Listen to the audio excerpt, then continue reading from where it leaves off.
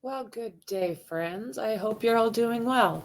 I'm Franky, and this is the Think Tank. So, the Think Tank is where everybody's opinion is correct, unless it's rude. So, we are going to talk about what they got out of Bryan Kohbergers' apartment. It's going to be a fairly fast video, but there wasn't as much collected as we may have expected. So why don't we go through this together, friends? Hey, no GST at Ken.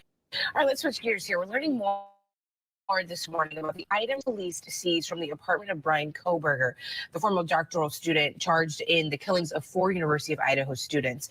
According to a just unsealed search warrant, police took a stained mattress cover, a computer tower, a disposable glove, several strands of hair, and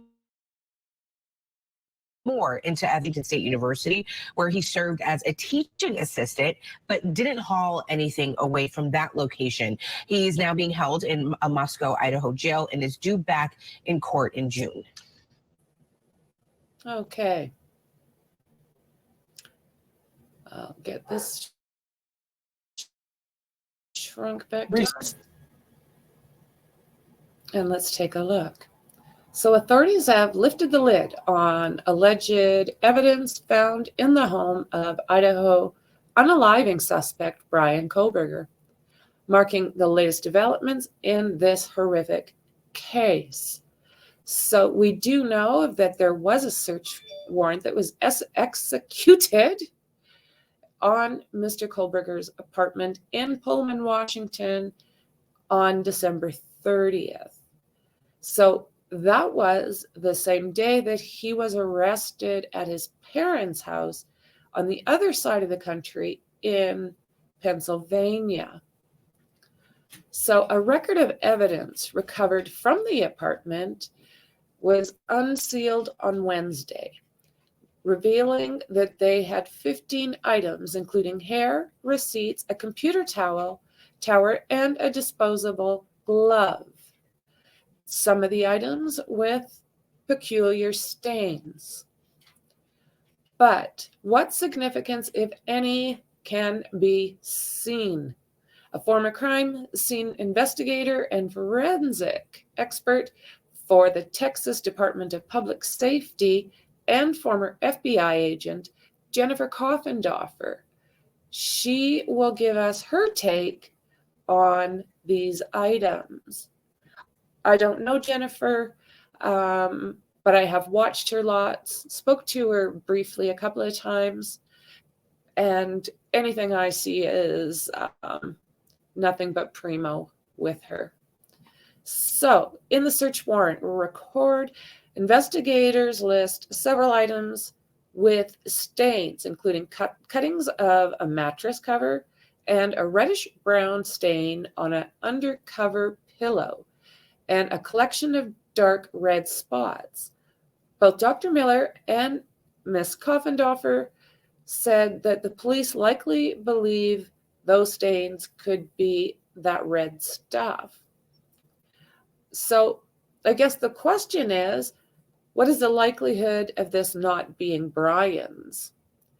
It might be from the victims and it might be his. They won't know until they test it, but they will be able to get DNA if it is that red stuff. We don't know what the stains in the cover sheets look like, but again, they're looking for any kind of DNA. So Jennifer Coffendorfer also said they don't call it blood, but it's definitely inferred that that's what it was. Now, Dr. Miller said that while the stains on clothing and bedding are not necessarily unusual, investigators will try to see if there is a link back to that crime scene. So what did they get? According to the search warrant, they seized a receipt from Walmart, 2 from Marshall's, and a tag from the clothing brand Dickies. Dr. Miller said investigators could seek to prove that these items listed on those receipts and whatever the tag came from might match the clothing worn by the alleged killer. The suspect may have brought something to wear and discard and then found these receipts and asked, "Where are these clothes?" So I think that those would indicate not only what was purchased, but which is relevant or not to this crime scene. So Jennifer Coffendorfer says that she thinks it's very important to see the timing, to see a forethought that this was planned. Was it planned for just one day, several days? She said that the timestamp on these receipts are important. The hair strands and and possible animal hair. So I would be in my own personal glory if it was Murphy that blew this case wide open. The possible animal hair, they will try to connect with Murphy, according to Dr. Miller. If there's a root on it, if there is any skin on that hair, they should do a DNA test with that dog.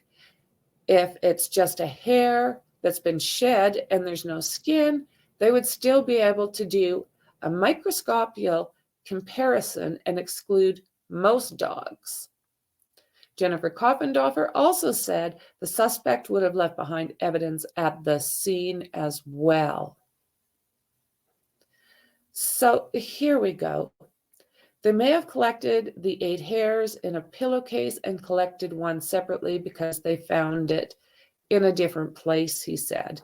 And somebody, when they collected it, just wrote hair strand instead of a hair. Sometimes you write things a little differently. The distinction between hair and a hair strand was not necessarily meaningful to Jennifer Coffendorfer.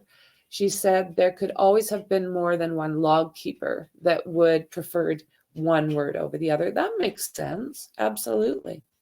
So we also know that they took the computer tower and the Fire Stick.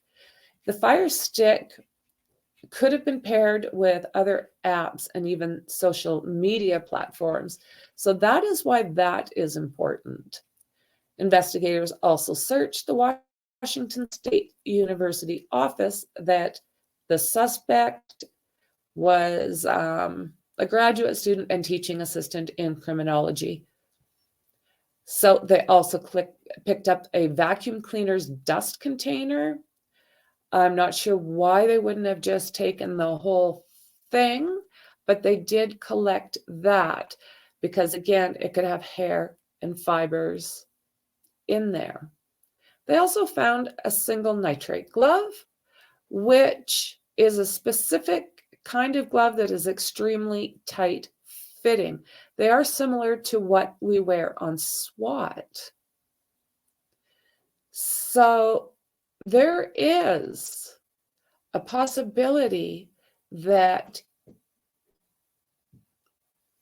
they could have what they need strictly out of his apartment.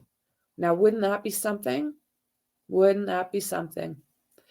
Court updates Bryan Kohbergers' gag order over families and police, and then it was extended. And then here are all the items that we just went over. So I think that is what I have for now, friends. It was just going to be a quick one. I wanted to kind of talk about the different items that was collected. And I want to see what your take is on this stuff. So leave a comment below, email me, whichever you prefer, and let me know what you think. Well, friends, thank you ever so much for being here with me, and I will see you in the next one.